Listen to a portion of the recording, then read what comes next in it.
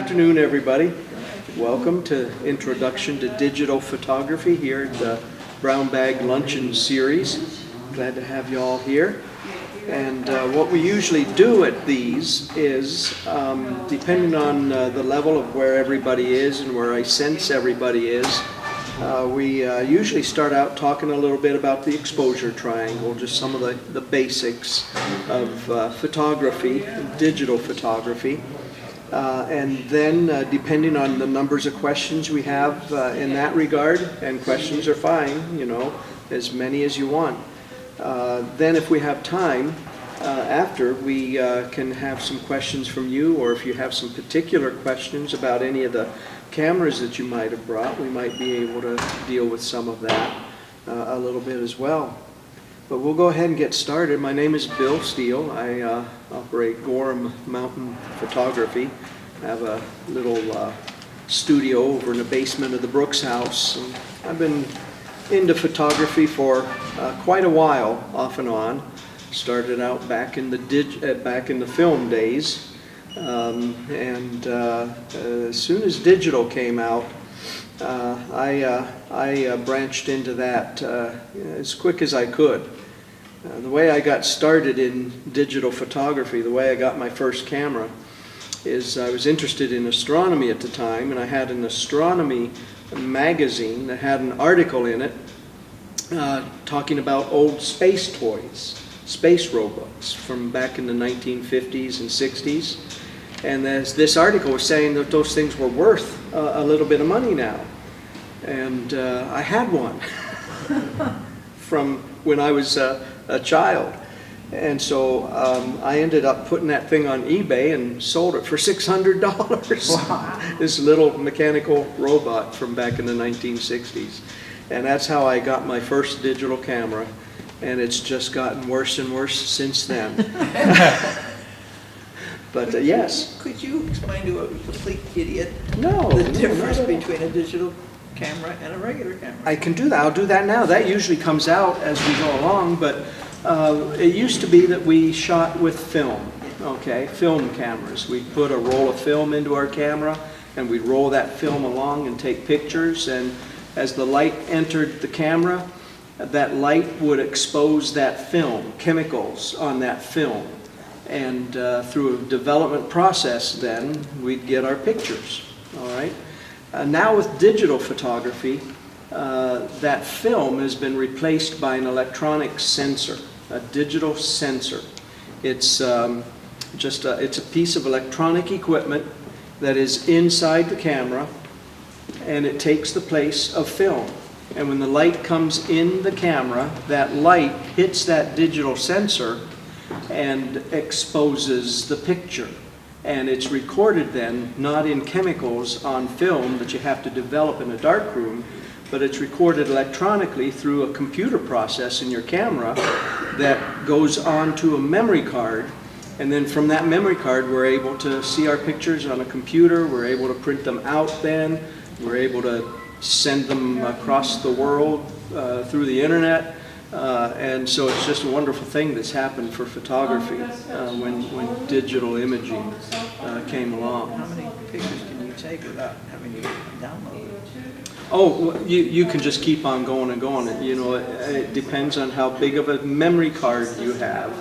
You know, that's the only limit is to the number of pictures you're able to take, how many pictures will fit on that memory card.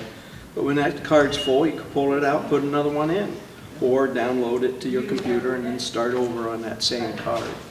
So it's pretty handy. It's real nice, real nice. But I wanted to start by talking about the exposure triangle. Where is everybody in their experience in photography? Digital? Digital, but you've taken some film pictures in the past? Yes, and yeah? I took digital too, but not with this type of camera. Right, Just sure, a little snap and shoot. And you've got some experience behind you, I think. Yes. Yeah, okay. And you also, you've been working at it for a couple of years here? Pretty much, well, actually, I did take a class on film. Yeah. 50 years ago. Oh, okay. Well, you know, some of those things haven't changed, Yeah, yeah, really. yeah. You know, some of that hasn't changed. That's a good point. Yeah. Well, you know, they're not worth very much anymore now, No. those old film cameras, I'm still afraid. work. But there are people that are still doing film photography for I know certain reasons. You know, some artists still like that film medium, although there's not much that you're not able to do in digital that we used to be able to do on film. But as It's- an amateur, who's a regular photographer, are they going to digital now too? Oh, amateurs are all going to digital as well. You know, there's not too much film photography being done these days because our digital cameras have advanced so far that it used to be in the early days of digital photography that film still had a bit of an edge, and that's why people would hang on to it at that point. But the developments and the technology has grown so much that digital photography has stepped right up into the forefront. Yeah.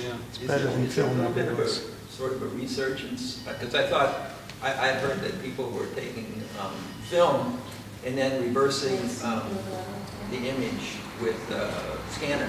Oh, yeah.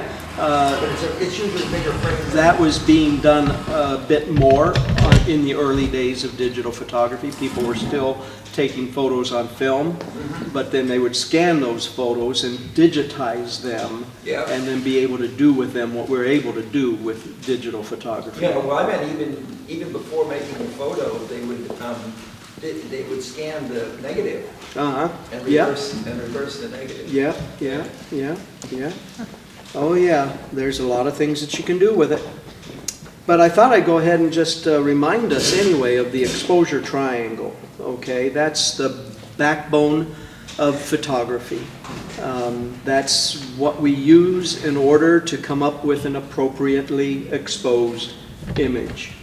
We can look at it like a three-legged stool, okay? A three-legged stool needs three legs. A three-legged stool with one leg really isn't very much good at all. Two legs isn't much better. You really need that third leg in order for a three-legged stool to be able to hold you up. And you need all three legs of the digital triangle, the exposure triangle, to properly expose an image. Those three legs are shutter speed, aperture, and ISO. And I have these handouts that I can give you. And there are numbers of different handouts or things that you can print off online that explain the exposure triangle Thank you. in different ways. This one is a handy way to look at things.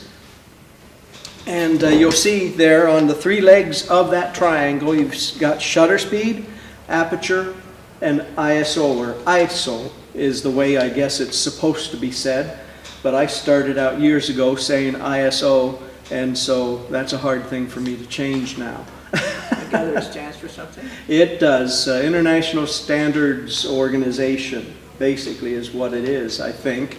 Don't quote me on that, but I think I'm pretty close.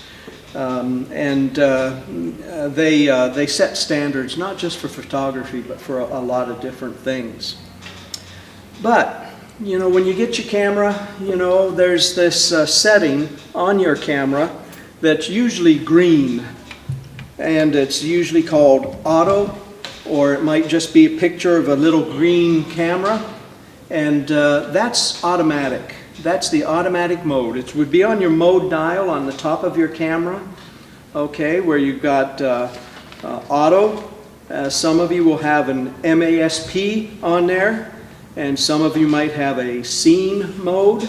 There are various modes on the mode dial depending on the model of your camera and the manufacturer of your camera. But the thing about it is that most people, or many people anyway, get these nice digital cameras and they put it on green, they put it on auto, and never venture from there. I think I see a little bit of guilt back there in the corner. Is that where? Well, I borrowed this from someone and they have no manual, so yes, guilty as Okay, charged. yeah, well, that's all right. That is a good place to start. These cameras and the newer digital cameras now, of course, are able to do amazing things. And you're going to be able to get a lot of nice images on automatic, okay? But it's going to be kind of a hit or miss situation. If you choose to only shoot images on automatic, these cameras can compensate for a lot of different scenarios that we'll find out there in photography, but they can't compensate for everything. And so what they'll do when they come up against that little bit of a brick wall and they say, well, that part's pretty bright, this part's pretty dark, I can't do that, so I'm going to do this. Okay, that's your camera talking, okay? Because our cameras aren't able to discern the difference in light the way that our eyes are able to. We look at a scene and we're able to see into the shadow, and we're able to compensate for the bright sky that we have today. Our cameras can do that to a degree, but there's a limit in it. Newer digital cameras are able to do a better job at that in looking at the resolution of the image. Excuse me, not the resolution, but the dynamic range of the image, lights and darks. And we've all taken pictures, landscapes in particular. Oh wow, look at that beautiful hillside over there, and a nice blue sky and the river right there. I want to get a picture of that. And so we set our camera on automatic and we take a picture of it, and we look at it on our monitors, on our screens, and we think, wow, what's wrong with this? Because one of two or several things will happen oftentimes in a situation like that. Like I said, our digital cameras are limited in the extent of the dynamic range that they're able to record. Our eyes marvelously compensate for that, but our cameras are limited. And so you'll look at that image that you just took, and wow, the river is nice, and those trees are so green and vibrant, but that blue sky, how did it go white? Why is it all washed out? Why is that nice blue sky undiscernible? Well, it's because the camera wasn't able to interpret or to record that extent of dynamic range.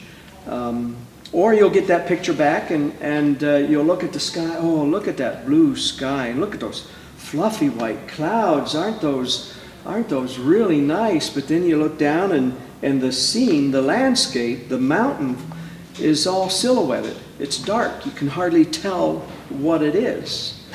That's because the camera can't compensate for that range, that dynamic range. And so that's why, one reason why we want to try to get off of automatic. We want to try to start to learn. Now, don't let it scare you. Don't let it intimidate you. It takes a little practice sometimes, but once we start to get off of that automatic mode and start to get into some of the other modes that our cameras have, we're going to be able to be a little more creative. We're going to be able to reclaim some of that dynamic range. Some of that's also able to be reclaimed in post-processing on your computer, but that's usually down the road a little bit for most people. And sometimes we can use filters to help compensate for that variation in dynamic range. We can use neutral density filters oftentimes. And what that is a filter that is dark on the top but clear on the bottom. You slip that filter in front of your camera with a holder, and what that does is it darkens the brightness of the sky but leaves the exposure of the landscape normal, and when you take the picture you get a more pleasing result. You're able to see the sky and you're able to see the landscape. But shutter speed is one of those things that we have opportunity to control once we get off of automatic. And that's usually designated on your mode dial on the top of the camera by, if you're shooting Nikon, it'll be an S. If you're shooting camera, it'll be a TV. TV. That doesn't stand for television. That stands for timed value, okay, or shutter speed. And what you're doing when you put your mode dial on that S is you're setting your camera up on shutter priority. In other words, what you are doing now is you're taking control of the shutter speed. Up until that point, the camera was in control of everything. And like I said earlier, it usually, oftentimes, does a pretty good job, but there's a lot of times when you need to be able to help that camera out a little bit so that it can do a better job for you and get you more consistent results. Any of us can go out on an afternoon's journey of photography and come back with a number of nice images, but you know, the number of images that weren't nice far exceeds that. And so it's nice to be able to control your camera so that you can get a better rendition. Shutter speed, you are telling the camera what you want the shutter speed to be by turning a dial then on your camera.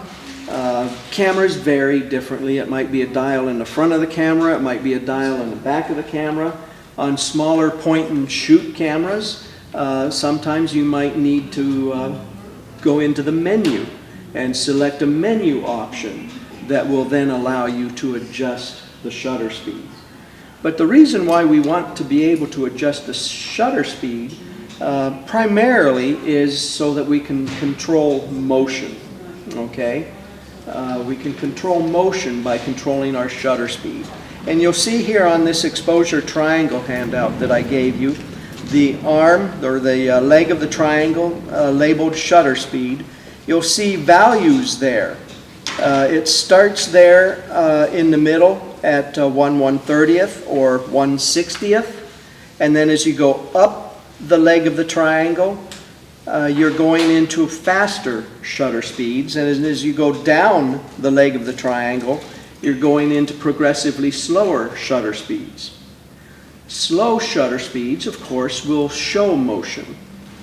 Fast shutter speeds will freeze motion. And one of the examples that I use to help us understand that a little bit is a waterfall. Okay? We've all taken pictures of waterfalls because we love to take pictures of waterfalls. And sometimes we want to freeze that motion. We want to show that water. We want to show those water drops as they fly through the air, and we want to capture them clearly. Or you might be taking a picture of an auto race, for instance, and you want that race car to be sharp and clear and in focus. Those would be times when you'd want to use a fast shutter speed, because that fast shutter speed, the shutter, is basically a curtain in your camera that opens and closes, allowing light into your camera through the lens onto the digital sensor, or it used to be onto the film. And the shutter speed will determine how long that shutter curtain is open for. A fast shutter speed, like 1/500th, 1,000th, 1/2000th, that shutter is going to be operating very quickly, and so it's not going to let light in for a very long period of time. It's going to be very short. A slower shutter speed is going to be opened longer, and it's going to let more light in during that time. And so we've all seen pictures of waterfalls also, or rivers, or brooks, where that water is that nice, smooth, silky, flowing image that a lot of times we want to try to get when we take a picture of a waterfall or a brook. And in order to get that nice, smooth, silky image of the water, we'd want to use a slower shutter speed. A shutter speed that allows the light to come into the camera for a longer period of time. Okay? And that's what will give us that smooth, flowing water. Okay? Shutter speed on a bright sunny day like this, taking a landscape shot, we'd be able to use a fast shutter speed because there's a lot of light out there, and so we don't need light coming into the camera for as long of a period of time in order to get a proper exposure. But if we are outside on a cloudy day, or if it's twilight. If you're in a dark room, taking pictures of a birthday party, for instance, inside a house, it's going to be darker. You're going to need more light coming into the sensor for a longer period of time in order to get a proper exposure. So you'd want to dial down to a slower shutter speed in order to be able to do that. And so sometimes all you need is to be able to adjust your shutter speed for a lot of different types of photography. Any questions on that so far? Have I totally confused you, or are you kind of picking up a little bit on where we are? Yeah. I seem to recall like a point at which you'd say you can't handhold anymore and Right. you're in tripod zone. I always get to the little caveats. There's a list of caveats in this, okay? There's some buts. And that's one of them, okay? That's the primary one. Right. What you have to be cautious of when you're dealing with shutter speed and when you're in control of your shutter speed is you need to realize that if you're shooting at a fast shutter speed, you're going to be able to do that much more easily handheld, okay? Because the shutter's operating so fast that your movement, or even the movement of the subject itself, like the leaves blowing in the wind, is going to be frozen.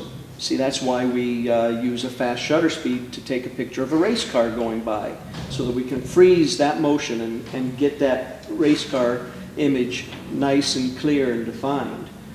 But if you're in a situation where you're wanting to use a slower shutter speed or needing to use a slower shutter speed because of the low light situation, you do have to realize that there's a limit to what you're able to handhold the camera and get a sharp image.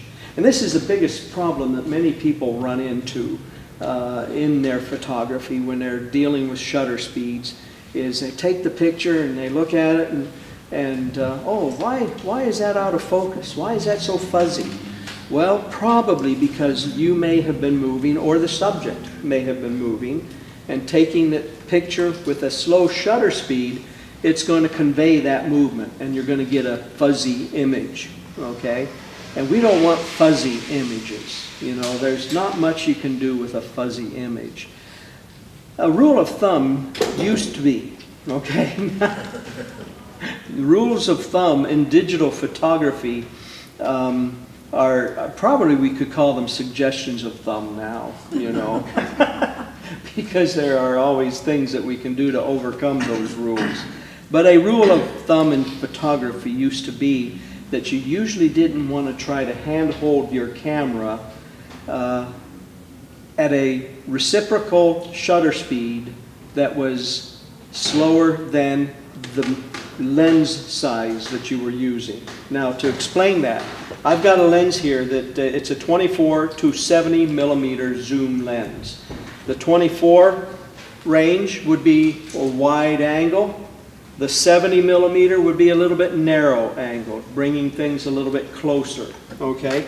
Now, for instance, if I was set at 70 millimeters, okay, technically I would not want to try to take a picture much under 1/70th of a second, or the reciprocal of that number. 70 millimeters, 1/70th of a second, and most of our cameras correspond that to 1/60th of a second. Now, the thing about that is, with our newer digital cameras, we have either built into our camera bodies now or built into our lenses optical stabilization. That helps us break that rule a little bit, sometimes as much as 2 or 3 stops or 2 or 3 settings on your shutter speed. In other words, if the rule of thumb for me used to be 1/70th of a second, which corresponds to 1/60th of a second, with my optical stabilization that I have in this lens, I might be able to take a handheld shot effectively down to 1/15th of a second. Okay? Does that make sense to you? Yeah. If you're using a camera that's not optically stabilized in some manner, you want to hold true to that reciprocal rule. You know, 1/70th for a 70 millimeter lens, 200 for a 200 millimeter lens.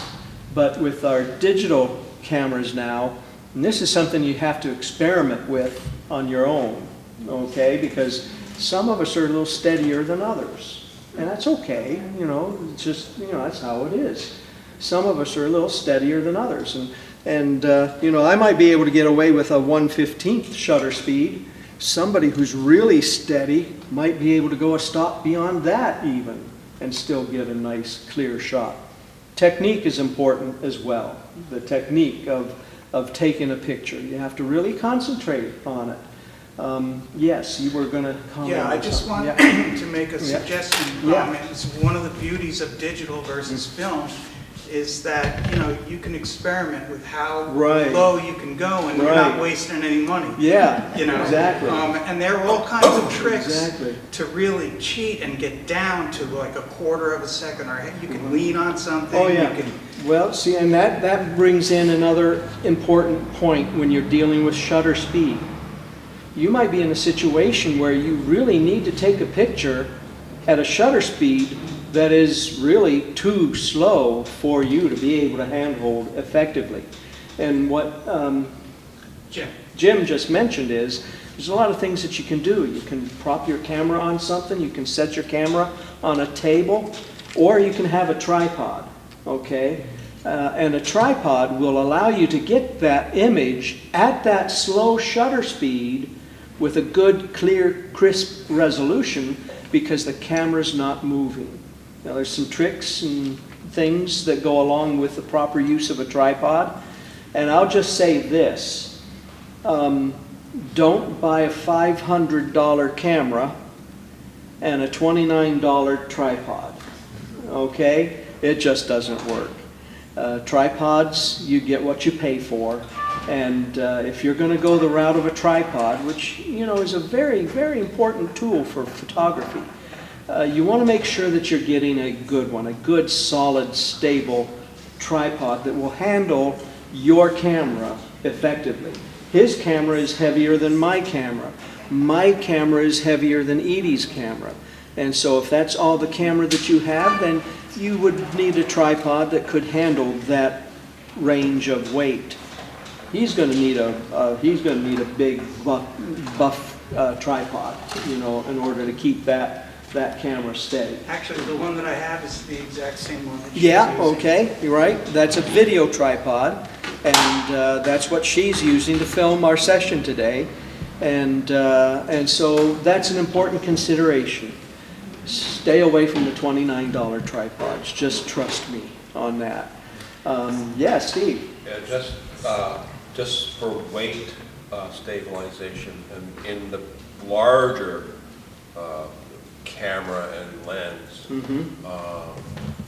I myself bought a cymbal stand Yeah, yeah. and made it into a camera. Yeah, tripod. because you're innovative, and those things can be done. You know, you can get into photography equipment at a lower cost than what you would imagine. Right. Oftentimes, tag sales. In my studio, I have a big, beefy studio tripod. It's old, but it works, and I got it for $5, which it was probably a $400 or $500 tripod when it was new, or equivalent in today's standards. It's probably 20 years old, but it's still working, so keep that in mind. If you buy a tripod at a tag sale, make sure the shoe is on it. Almost every tripod I find at a tag sale is missing the shoe that goes onto the camera that you connect the camera to the tripod with. So the tripod's worthless without that, okay? And almost every tripod I've found at a tag sale is missing that very important piece. So don't buy that, because it's not going to do any good. Or unless you want to try to duct tape your camera to the tripod. You can't buy those separate. So you can. So I guess I shouldn't say don't, but be careful. Be sure that you can get an aftermarket tripod base that will work for that particular tripod. Okay. So there's shutter speed. All right. Are we ready to move into aperture? I have a question. Yes. Filming dancers, you know, they are Yes. constantly. Yeah. Can you talk? Okay, filming dancers. A couple of things that you usually run into there is you have movement, and so you're going to be wanting to try to use a fast shutter speed to freeze that movement. But dancers are oftentimes on stage, in stage lighting, in a dark environment, like a concert environment. And so you have the problem of, well, how do I use a fast enough shutter speed to freeze that motion, but still let enough light in for a long enough period of time to get a proper exposure? You'll be able to take a picture at whatever shutter speed you tell your camera to shoot at, but you look at your picture on your monitor and it's dark, it's underexposed. You can't see it, or you can't see the dancers, or they're silhouetted in the backlight, and that's not what you were going for. Now, we have to wait until we talk about ISO before we're able to overcome some of those hurdles. So once we're done with aperture, we'll move on to ISO or ISO and see what it is that we can do to compensate for that, okay? But aperture has to do with the size of the opening in your lens, okay? Shutter speed is the amount of time that your shutter curtain is open. The aperture has to do with the size of the hole that the light comes through, just like the pupil in your eye. On a bright day, our pupils are small. In a dark room or at night, our pupils are very big. The other day when I went to the eye doctor and they put those drops in my eyes, I mean, it got freaky, you know? I mean, my pupils were big, all right? But that's what your camera does. And when we turn our mode dial to A, or AV for Canon shooters, okay, that is aperture priority. And what we're able to do now is we're able to tell the camera what aperture we want it to shoot the picture at, and it will decide what shutter speed and ISO it wants to use in order to get a proper exposure, or as proper as it's able to do in those circumstances.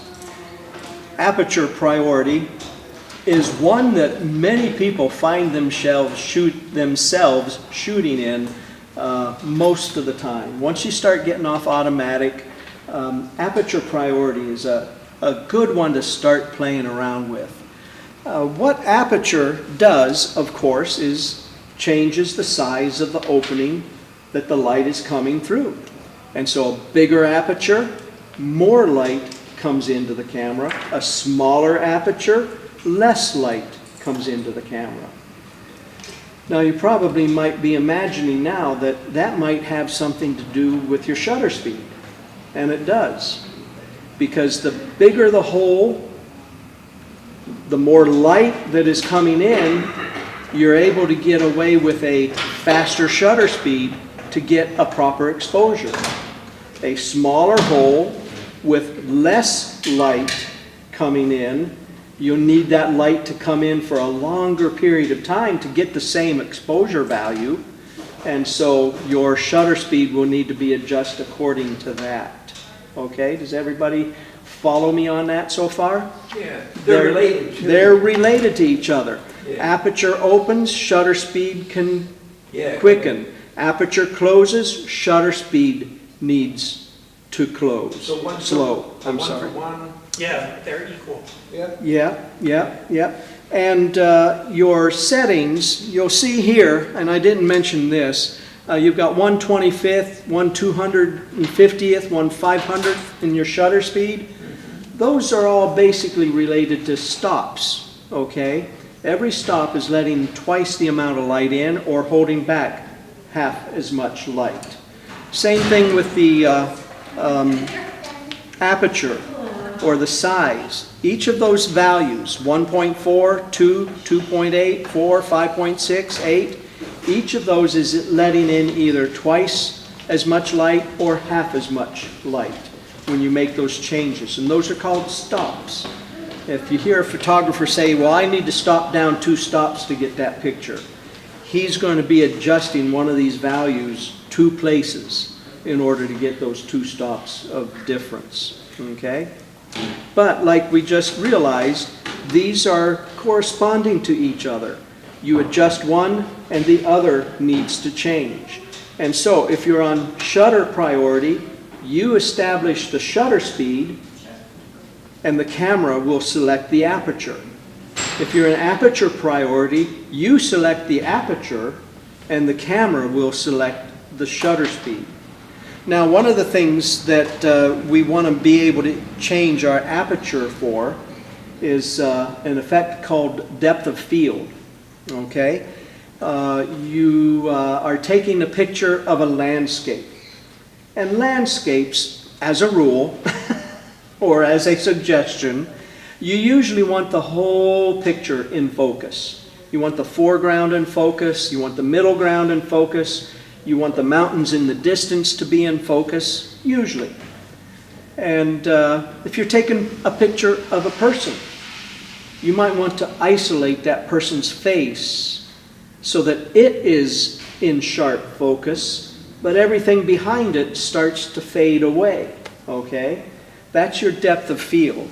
One of the ways that I have here to describe that is this picture of a flower. If everybody can see it from where you are, you'll see that the flower is sharply focused, okay? It stands out in the image. That's where your eye goes. And the background is muted. The background is out of focus. That allows that flower to stand out. And when we're taking a portrait, that's oftentimes what we want to do in a portrait. This portrait here that I have of this gal, you see how she's in clear, sharp focus. You can see the wisps of hair as they're flying off of her head there. But the background is blurred and out of focus. Your eye goes to her face. Your eye doesn't have to look and think, where does that photographer want me to look? Okay? But for many landscapes, oftentimes, as a rule, you're going to want to have all of it in focus. The foreground, the middle ground, the background, the mountains in the background. You want that all in focus. Aperture helps us to be able to control that. The bigger the aperture we're able to use, which is represented by a smaller number. I'm sorry, I didn't do that. That's how it's been for a long, long time now. But the bigger aperture is represented by a smaller number, 1.4. I have some other handouts too that might be helpful, and I hope I have maybe enough of these. Here, pass those around, and I'll hold on to one of them for a moment. And the reason why I don't use these too much is that down here we have some numbers that got cut off. But here you have your aperture represented, f1.4, 2, 2.8, 4, 5.6, 8, 11, 16, 22, 32. And the higher you go, the smaller the aperture. All right? Now then, with a big aperture, you can see on this handout that you have the person represented in sharp focus. But wow, what are all those smudges in the background? We can't even tell what those are. As you begin to select a smaller aperture, the person remains in focus, but that which is in the background starts to come into clearer focus as well, with each step of aperture setting that you make. And so in order to get a nice landscape, an image that the foreground, middle ground, and background are all nicely in focus, you're going to want to use a small aperture or a higher number, f16, f11, f22, whatever your camera has available, whatever your lens has available. And lenses vary because of their manufacture. They have limits of their aperture opening, how big and how small they're able to go. Everybody okay on that?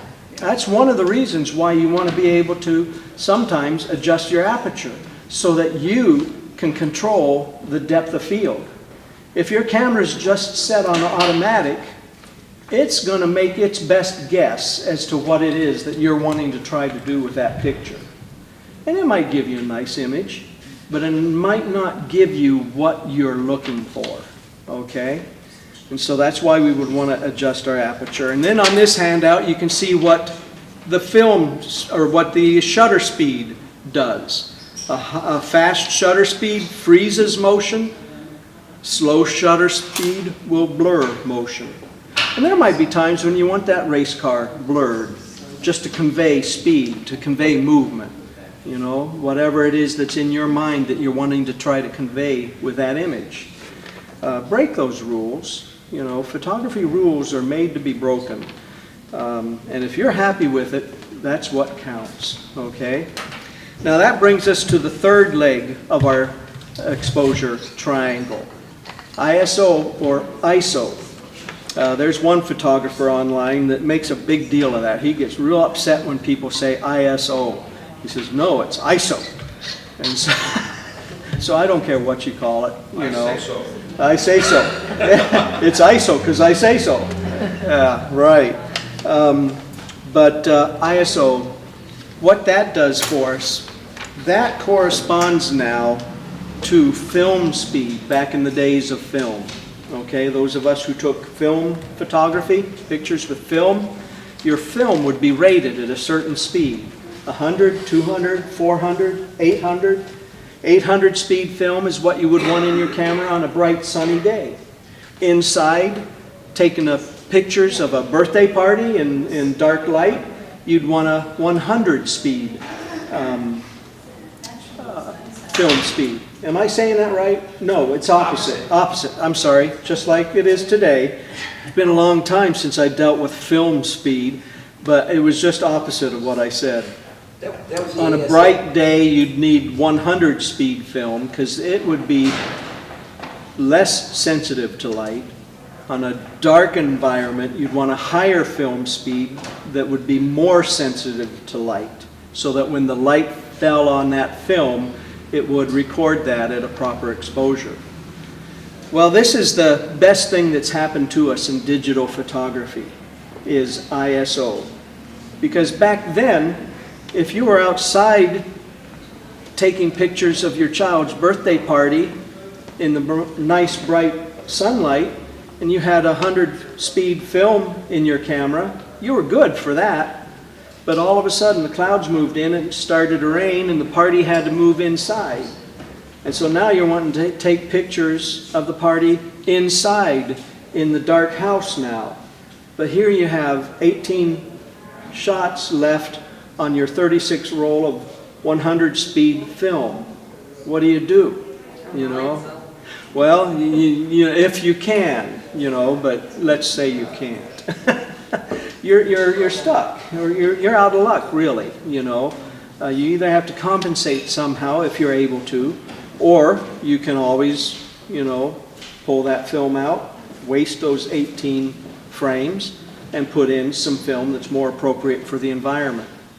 The neatest thing about digital photography now is that we can change that by the flick of a dial, okay? We're outside taking pictures on a bright sunny day, and we have a slow ISO setting because we don't need that sensor to be very sensitive to light because the amount of light that's coming in. Now we move inside, or, you know, we pack up and we go to supper and we come out after supper, and now we're wanting to take some twilight pictures. Less light out there for us to use. We can change our ISO setting on our camera simply by turning a wheel or going into a menu and selecting a different value, okay? And what that does is it changes the sensitivity of that sensor electronically. It changes it, makes it either more sensitive or less sensitive to light, just like putting in different film speeds back in the day of film, okay? This is what we would want to do when we're in a situation now where we're wanting to take a picture of those dancers moving in a darker environment, a concert type setting. We want to have a fast shutter speed to freeze that movement But in order to have that fast shutter speed, the camera wants to, that in order to have that fast shutter speed, the camera is going to want to open up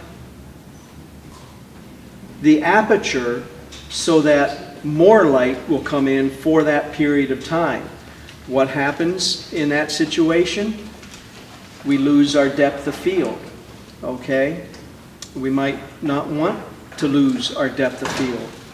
The other thing that might happen in a situation like that is that when we want to take a picture at a certain aperture or film speed, the camera might now be saying, okay, I'll do that, but it's going to have to be at 1/15 of a second, for instance.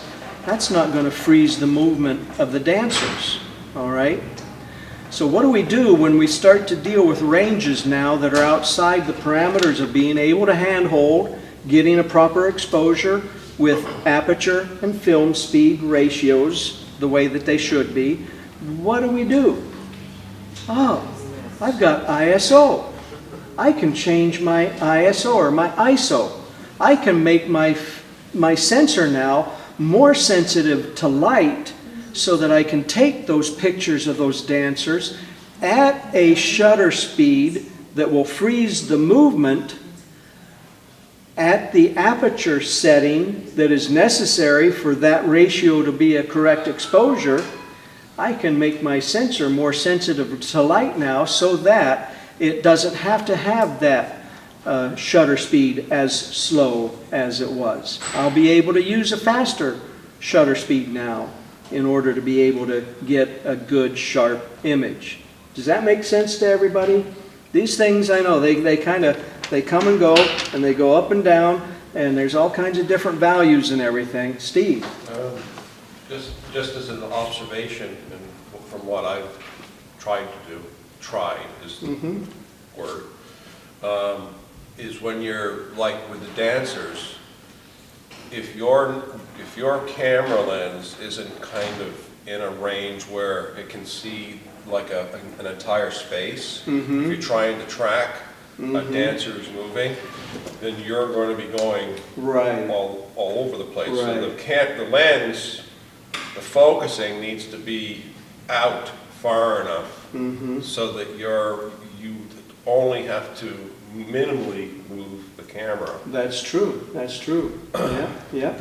Focal length comes into play in all of this as well. We don't have time to get into that today, but focal length will change some of these things.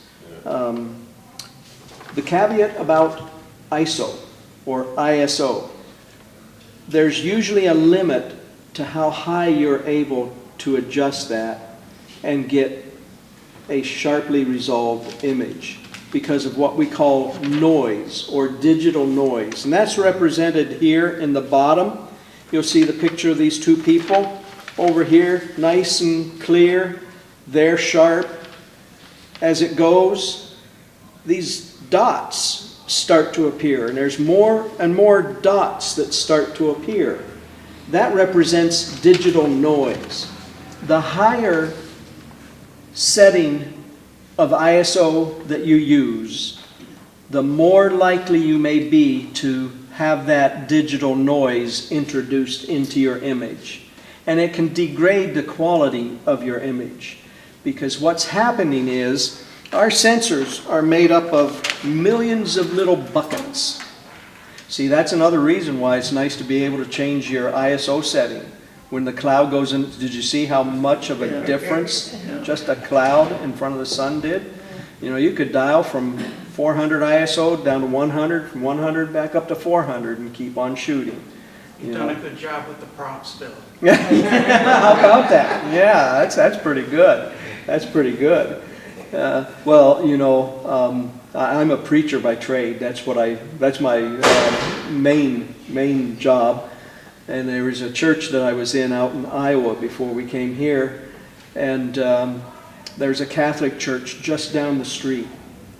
And in the summer months, when our windows would be open in our church, right about the time that I'd start my pastor's prayer during our service, the bells of the Catholic Church would start to ring.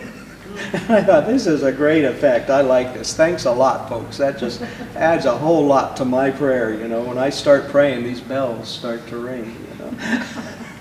I always thought that was neat when that happened. But where was I now on ISO? Well, we're able to change that. But there's a limit. There's a limit. You can dial up ISO to a value to where it becomes detrimental to your image. And the reason for this is when that light comes into your camera through the lens and hits that digital sensor, which is really an array of millions of tiny little buckets, okay, that collect light photons, and then in some miraculous way are recorded by the computer in your camera and imposed on your SD card and then shown on your computer screen. I still don't understand how all that happens, you know, but it does. What happens is when too much light hits those sensors for too long of a period of time, it's electronic. And so what happens is that sensor, or those buckets, those pixels, those individual pixels will start to heat up. And when they heat up, they'll blow out the image in that pixel. And it'll be rendered in your photograph as spots, digital spots, pixelated digital spots. Generally in the sky area or in wide swaths of clear or solid colors.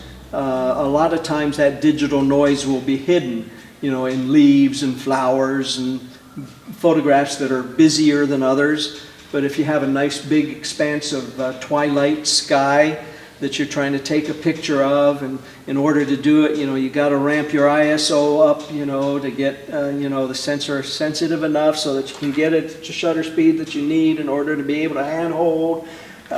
You may look at that image later then and notice that that sky has become pixelated. There's dots because you selected an ISO that was a little bit too high. Now, newer digital cameras, again, are becoming better at this. The newer models are able to shoot images at higher ISO settings than some of the older cameras were able to.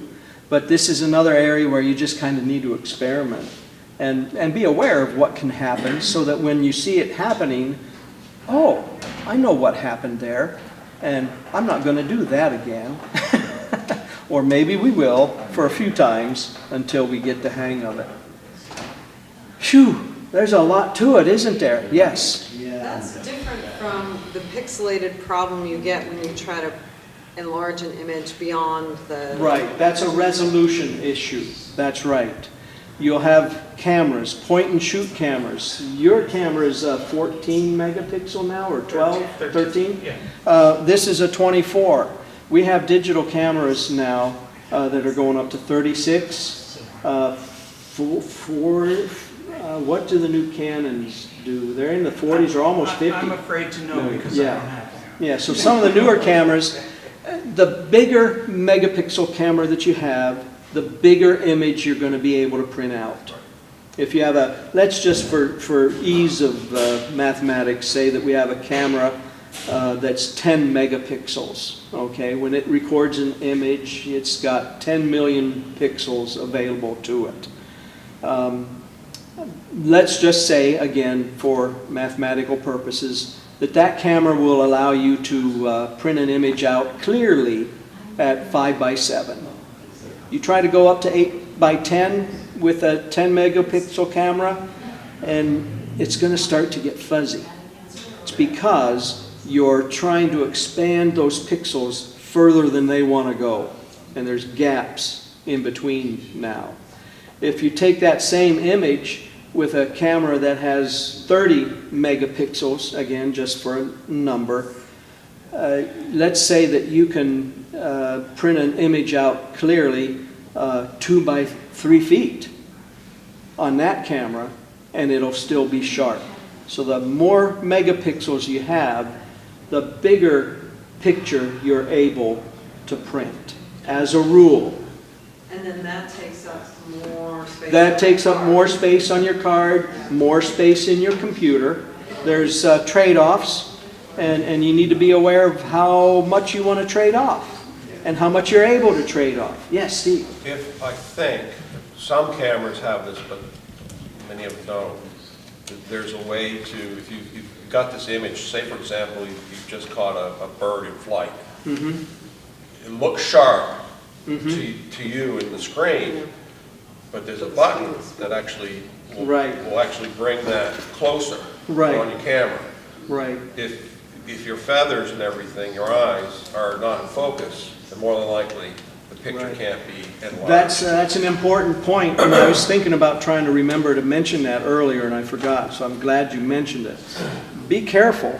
When you're reviewing your images on these little monitors that we have on our cameras, we look at it, oh wow, look at that, that is great. We take it home, we print out an 8x10, and I thought that was more in focus than that, you know. But what happens is that on these little monitors that are designed for us to be able to see the image, you know, it looks sharp because everything's packed in tight. When you print it out by that 8x10, everything's going to spread out and it's not going to look as nice. So you want to be aware of that. What he's saying is that most of our playback features on our cameras will allow you to zoom in on that image so that you can tell if it's going to be sharp when you print it out. Yes, sir? Say anything about lenses, and is there such a thing as the universal lens that can handle? Well, no. Oh. No. That's represented by the numbers of lenses that I have. Oh. But as in much of our equipment today, zoom lenses have significantly improved.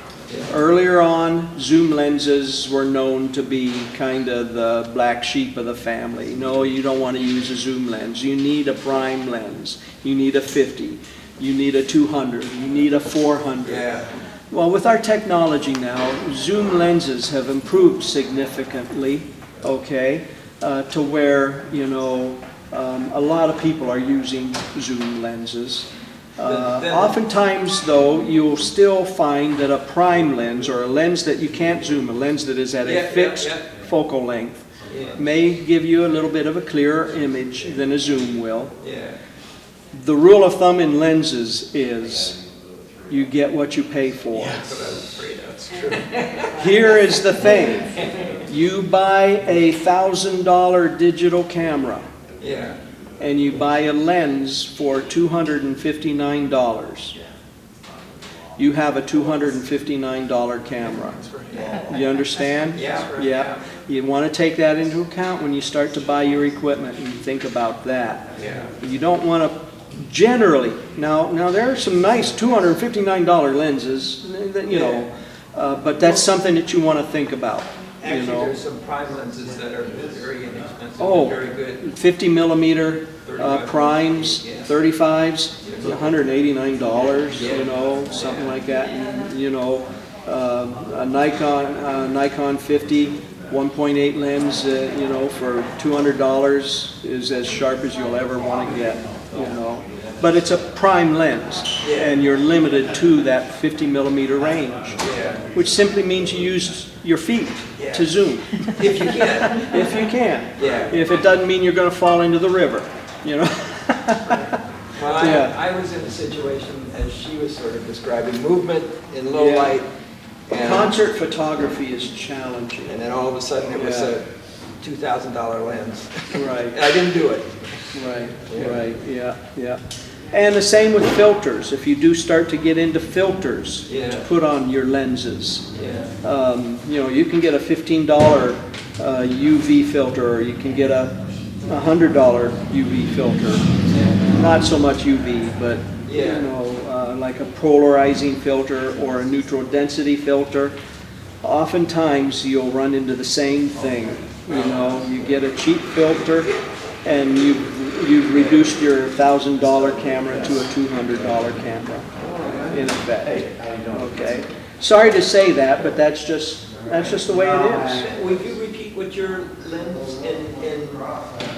Oh, this one happens to be a 24 to 70, Oh, 24. or 24 to 70. And it's a Nikon lens? It's a Nikon. No, this is a Tamron, I'm sorry. I shoot Nikon cameras, but this one happens to be a Tamron. Lots of reviews out there on photography equipment. Yeah. And, you know, it's a good thing to check the reviews and do some research and look around. And give me a call even if you have any questions. I'll be happy to help you out if I can. Yeah. But I think we've come up to our time. Thanks so much for stopping by. I hope this was helpful. And if this was just a teaser for you, I do teach a workshop every month. It's a free workshop. I don't charge for it. It's the fourth Tuesday evening of every month, and I teach that at the Gorham Mountain Chapel because I can. Because that's where I pastor. Do you have a website or any place to get this information? I can give you a card. Okay, sure. I think I can give you a card, or we'll write it down. Better for you to give me your email if you're interested in finding out what's going to happen at the next workshop. Usually we're at the church. Occasionally we come down to my studio and play around with the lights and everything there in the studio and have fun down there. And from time to time, even we may go out together on a little photo walk somewhere and take pictures, drive up the river, take pictures. So if you're interested in that, leave me your email, and I can put you on the list for notifications as to where and what we'll be doing that month. Okay. And every once in a while, I might be on vacation, and we might have to skip it. All right. Well, thanks so much for coming, everybody. Again, I hope this was helpful.